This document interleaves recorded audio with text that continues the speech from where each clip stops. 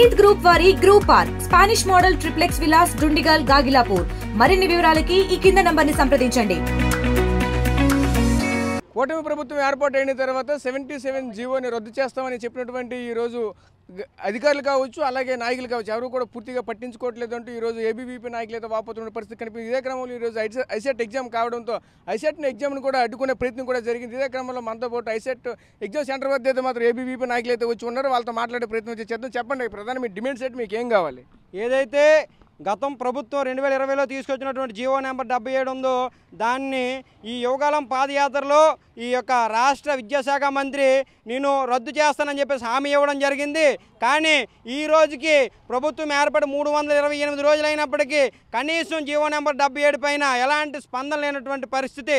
ఈ ఏదైతే ఈ యొక్క ఏమంటారు ఏరు తేరాక తెప్పతేలేయడమైనటువంటి పరిస్థితి ఈరోజు రాష్ట్ర ప్రభుత్వం మూడు వైఖరి కనిపిస్తూ ఉంది. అలాగే విద్యార్థులపైన తమకున్నటువంటి చిత్తశుద్ధి కూడా మనం చూస్తూ ఉన్నాం.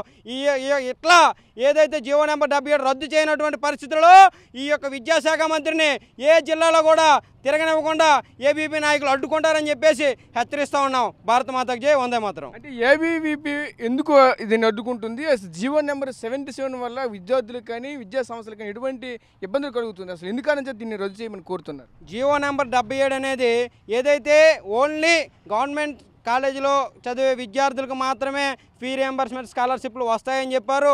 మిగతా ప్రైవేట్ కాలేజీలో చదివే పీజీ విద్యార్థులకి ఎలాంటి స్కాలర్షిప్లు ఫీ రియంబర్స్ రావు అని చెప్పేసి జీవో నెంబర్ 77 తీసుకురావడం జరిగింది. కానీ పేద బడుగు బలహీన వర్గ విద్యార్థులు ప్రైవేట్ కళాశాలలో కూడా చదువుతూ ఉన్నారు.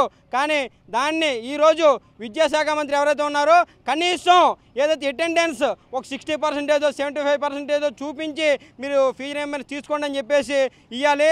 లేని పక్షంలో విద్యార్థి పరిషత్ అతిపెద్ద ఉద్యమం కూడా చేయడానికి వెనకాడవద్దని తెలియజేస్తా ఉన్నాం. ఓకే, మీరు చెప్పండి, ప్రధాన డిమాండ్స్ ఏంటి? ఆనాడు యువగణంలో ఇచ్చినటువంటి మాట ఈరోజు తప్పారంటూ నిన్న కూడా ఈరోజు నారా లోకేష్ దిష్టిబొమ్మను కూడా కలిసినటువంటి పరిస్థితులు కనిపించాయి. ఎందుకు ఎంత యువతని ఎక్స్పెక్టేలా మీరు ఉద్యమాలు చేపడుతున్నారు? అసలు ఏం జరుగుతుంది? జీవో నెంబర్ 77 అనేది ఓన్లీ గవర్నమెంట్ కాలేజ్ విద్యార్థులకు మాత్రమే పనికొచ్చే జీవో. కానీ ప్రైవేట్ కళాశాలలో కూడా పేద విద్యార్థులు ఎంతమందో చదువుతున్నారు, వాళ్ళు కూడా ఫీజు రీయింబర్స్మెంట్ కావాలి.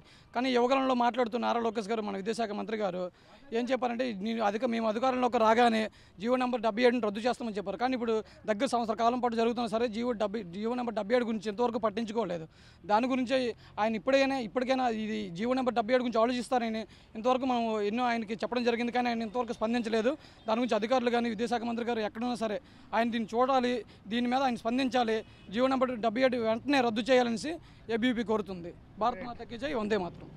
ఒకటే చూసాం కదా, ఒకటే చెప్పుకోవాల్సిన పరిస్థితి కనిపిస్తుంది. ఏదైతే ఈరోజు ఉన్నటువంటి ఏబీవీపీ నాయకులంతా కూడా ఒకటే డిమాండ్ చేస్తున్న పరిస్థితి కనిపిస్తుంది. 77 జీవో సంబంధించిన ఏదైతే ఆ రోజు ఇచ్చినటువంటి హామీని అయితే ఖచ్చితంగా నెరవేర్చాలి. లేని ఏట్లయితే మాత్రం ఇటువంటి ఉద్యమాలు అయితే మాత్రం ఖచ్చితంగా మరింత ఉధృతి కూడా చేస్తామంటూ మరొక చెప్పుకొస్తున్న పరిస్థితి కనిపిస్తుంది. అదేవిధంగా ఈరోజు విజయనగరం జిల్లాలో ఉన్నటువంటి సీతం కాలేజీలో కూడా ఒకవైపు చూసుకుంటే ఉదయం నుంచి కూడా మరొక వైపు పోలీసులు ఒకవైపు చూసుకుంటే పహారా కాసినప్పటికైనా సరే ఈ ఎగ్జామ్ పూర్తి అయిన తర్వాత అయితే ఏబీవీపీ నాయకులు అయితే వస్తున్న పరిస్థితి కనిపించింది. ఇదే క్రమంలోనే ఈరోజు బయట ఇచ్చిన పరిస్థితి కూడా కనిపిస్తుంది. బయట కూడా మాట్లాడి ఈ విధంగా ప్రజలకైతే మాత్రం మరొక చెప్పుకొస్తున్న పరిస్థితి కనిపిస్తుంది. ఇదే క్రమంలోనే విద్యార్థులకైతే మాత్రం ఖచ్చితంగా న్యాయం జరిగే వరకు అయితే మాత్రం మేమైతే పోరాటం చేస్తామని కూడా మరొక చెప్తున్నారు. ఏదైతే గవర్నమెంట్ సంస్థల్లోనే మాత్రమే ఇటువంటి జీవోలు అయితే మాత్రం కొనసాగించాలి, ప్రైవేట్ సంస్థకైతే మాత్రం కొనసాగించకూడదు అంటూ కూడా మరొక వైపు అయితే మాత్రం చెప్పుకొస్తున్న పరిస్థితి కనిపిస్తుంది. ఇది ప్రస్తుతం ఉన్నటువంటి విజయనగరం తాజా పరిస్థితి. కెమెరా పర్సన్ నాయుడుతో రాజా, సార్టీవీ, విజయనగరం నుంచి. మరిన్ని వీడియోస్ కోసం ఛానల్ ని సబ్స్క్రైబ్ చేయండి. లేటెస్ట్ అప్డేట్స్ కోసం వాట్సాప్ ఛానల్ ని ఫాలో అవ్వండి. ఆ లింక్ డిస్క్రిప్షన్ లో ఉంది.